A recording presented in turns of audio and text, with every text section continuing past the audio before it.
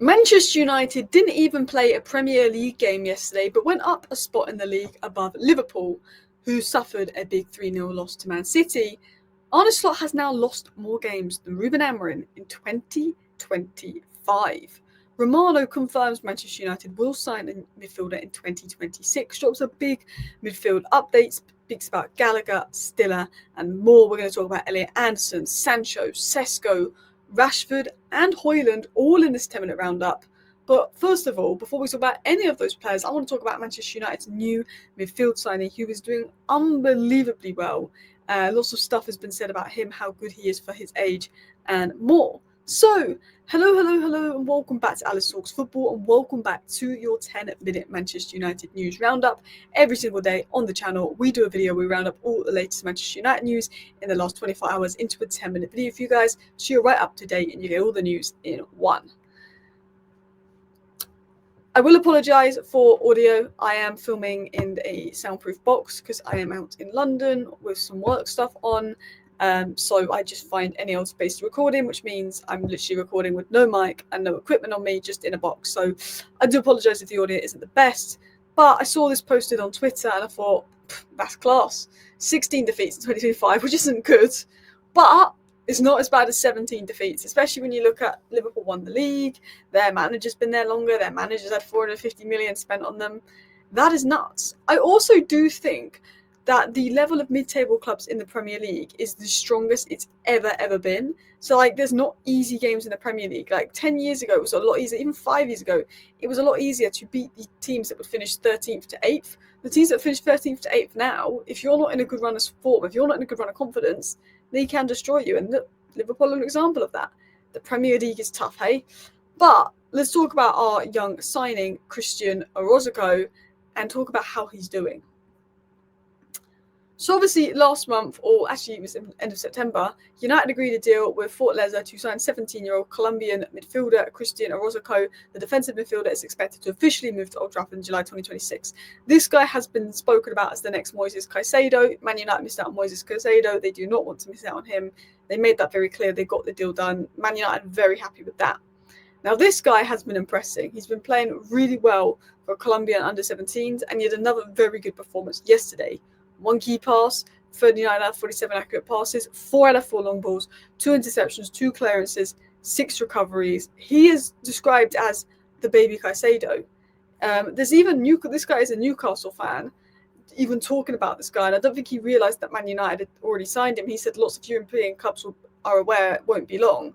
But obviously, he's talking about it, saying he's continuing his form at the under-17s with an excellent performance in the 17s World Cup, operates somewhat defensive-minded midfielder, but far more than that, he can play. This is like Newcastle fans watching him play and be like, this guy's great. The top clubs in Europe are going to go for him. No, he's already signed for Man United, mate. But thanks. But this is what's been said as he has been praised heavily. I got this translation off Twitter, though. He leads not only with the ball, but also with his attitude, which is huge, because you're going to be great. If you don't have the attitude, don't come to Manchester United. The rhythm of the game flows through him. He plays, he's the first to press the opponent and understand the game, knowing when to play short and when to play long, has excellent ball control, helps the team build from the back, adept at recovering well. Look, the guy's 17, he's not going to come in and fix us in the next year or two. But everything I hear about him, I'm like, yes, that's what we need. A midfielder that can do this. Mentality, physicality, defensive awareness, intelligence, press resistant, can break the lines, decision making. He seems to have, the way he's just been described there, is everything we need in midfielder. I'm not saying he's going to be the guy. We've also got Seko Kone, we've also got Jim Fways, we've also got a ton of midfielders, we've also got Kobbie Mainoo, we've also got to bring in experienced midfielders like Elliot Anderson, who we will discuss in a minute. But we're hearing good things. So I want to talk about what Fabrizio Romano said on Give Me Sport. Now, we've obviously got those young midfielders in, but United want some ready-made midfielders because the minute Casemiro comes off, we need to replace him big time. Now, he was asked about January, first of all, Romano, and he said Conor Gallagher could be an opportunity, let's see what happened, but he does mention that Atleti didn't really want him to go on a permanent in the summer, but they might, so they didn't want him to go on a loan in the summer. They might be open to permanent, but maybe they'd be open to a loan, we don't know. But Atleti weren't the biggest fan of letting him go in the summer, but United do like him and think there could be an opportunity there. Angelo Stiller is a player that we appreciate. Romano's confirmed that. We do like Angelo Stiller. but it's unlikely that Stuttgart are going to sell in January. Now, there is talk of there being a release clause, and maybe, I don't know if that is active in January and what that is. There's rumours of it being like £34 million. So maybe Stiller wants the move, and that is the case. It's possible. But Romano, again, is saying he doesn't see something happening for Stiller in January. Gallagher's one to watch. Let's see what happens in January. But he's not saying he thinks it's going to happen. But Romano did interestingly say this. So January is not going to be easy. It's going to be about opportunities in the summer. It could be different. And for sure, Manchester United in 2026 will add again at least one midfielder. He's saying, look, he doesn't know what United are going to do in January. He knows that Man United want one midfielder in January. At least they want to. He knows that Man United want to sign 2 midfielders in summer. He knows they will add at least one. He knows that Manchester United want to sign midfielders in the summer. He's saying, look, January is about opportunities. There's a lot of players we want to sign, but we don't know if you can get Baleba in January. We don't know if we can get Elliot Anderson in January. We don't know if we can get Adam Morton in January. But we know if we really test the waters, and put a big bid in, those players could potentially likely be available in the summer. But we don't know if we can get them in January. Now, there is rumours that Elliot Anderson could be available in January if you put in an 80 million bid, but that's not come from anyone credible. Romano was saying we will sign a midfielder in 2026, but we want to sign a big midfielder. And that might only be possible in the summer, which is annoying because I think we need a midfielder now.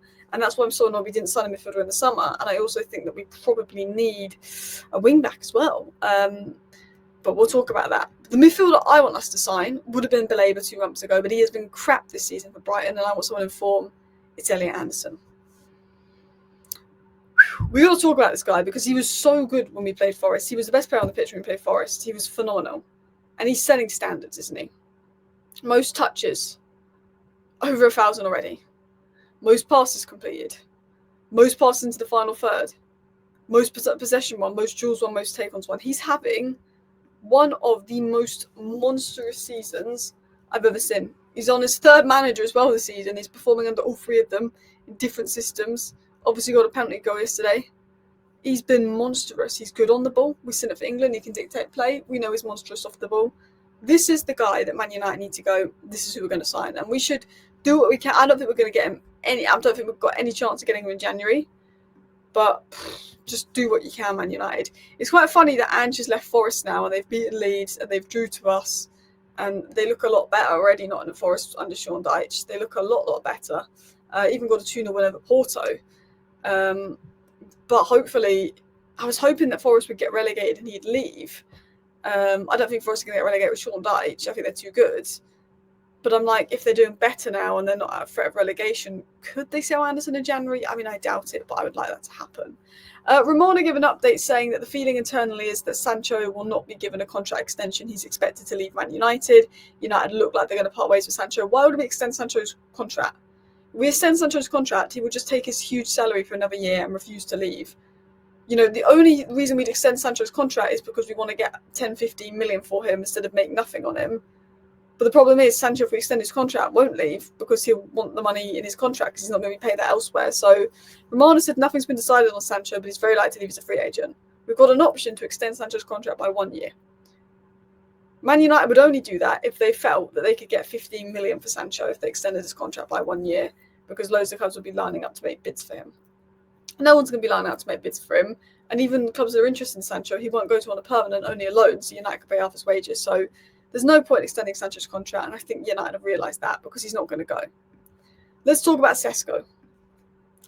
Man United not expecting Sesko injury to be a bad one, but won't join up with Slovenia and will continue to be assessed this week. Internally, the feeling is Sesko's injury is not expected to keep him out long, has been said. That was also reported yesterday.